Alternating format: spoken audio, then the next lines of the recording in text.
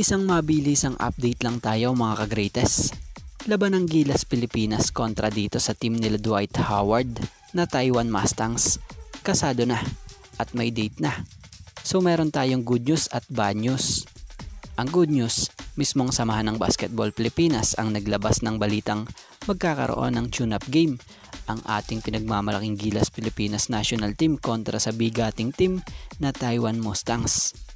So credit po sa post ng SBP na nakasaad rito na the Gilas Pilipinas Men's National Team will take on the Taiwan Mustangs in a send-off exhibition match at the PhilSports Arena this June 24, 2024 in preparation for the FIBA Olympic Qualifying Tournament to be held in Latvia. Admission is free. Let's show our love and support for our Gilas squad as they on this monumental task of trying to qualify for the Olympics. Laban Pilipinas, #puso. So yun yung sinabi nating good news. Yung admission is free. So tayo pupunta na lang tayo dun at walang bayad yon. Ang pinakabayad na lang siguro natin dito syempre yung suporta at cheer para sa ating mga babayan na naghahanda para sa preparasyon sa OQT. Kaya ipakita natin yung pinakamatindi nating suporta. Kahit tune-up game pa lamang to, maganda na maramdaman na nila yung suporta na nanggagaling sa ating mga kababayan nila. Dahil laking boost nga po nito para sa kanila dahil dito sila gaganahan. Bukod nga dyan, sa libreng panonood dito sa kanilang venue na paglalaruan, ito'y gaganapin pa sa PhilSports Arena sa petsa na June 24, 2024 sa oras na 6:00 ng hapon. Kaya naman, ano pang inaantay? Huwag nang magpatumpik-tumpik pa sa June 24, 2024, 6 PM sa PhilSports Arena. Tara na! At about naman sa bad news, syempre for sure, dami nang nag-aabang sa team ng Taiwan Mustangs dahil marami nga pong nakakaalam na miyembro nito or players ng mga ito.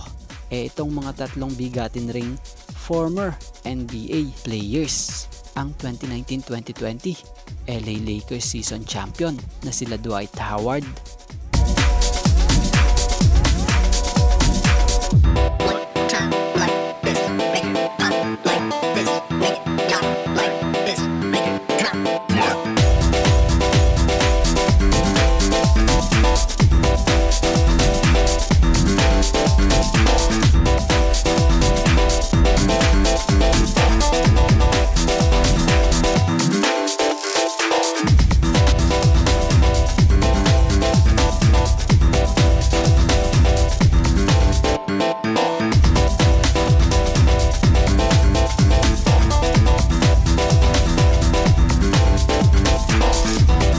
DeMarcus Cousins,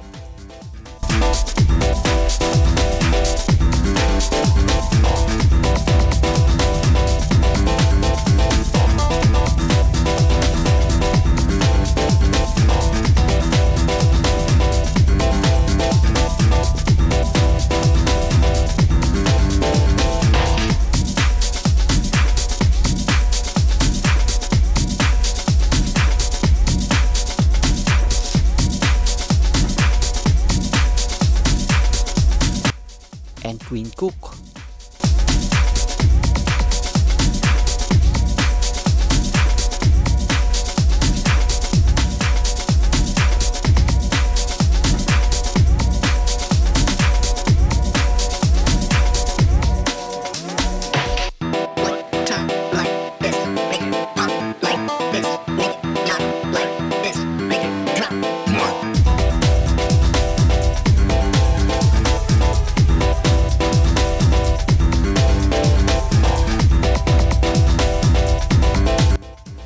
So ito nga yung bad news for sure medyo may mga madidismayang or madidisappoint na dito na mga fans dahil hindi nga po maglalaro sila Dwight Howard, DeMarcus Cousins, and Quinn Cook sa Taiwan Mustangs sa tune-up game kontra Gilas Pilipinas National Team.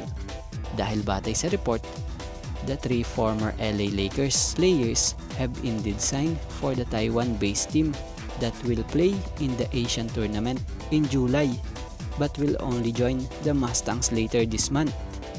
So yun ang dahilan kung bakit hindi sila maglalaro rito. Pero for sure maniwala kayo, totoo yung balitang yan dahil nagmula mismo yan sa spin by Reuben Terrado. So credit po. So wala yan talaga. Pero ito namang si Dwight Howard, siya nga pala sa mga di pa nakakaalam, part po ito ng team owner ng Mustangs. At bukod nga po dyan, ito pa ang update or karagdagang update.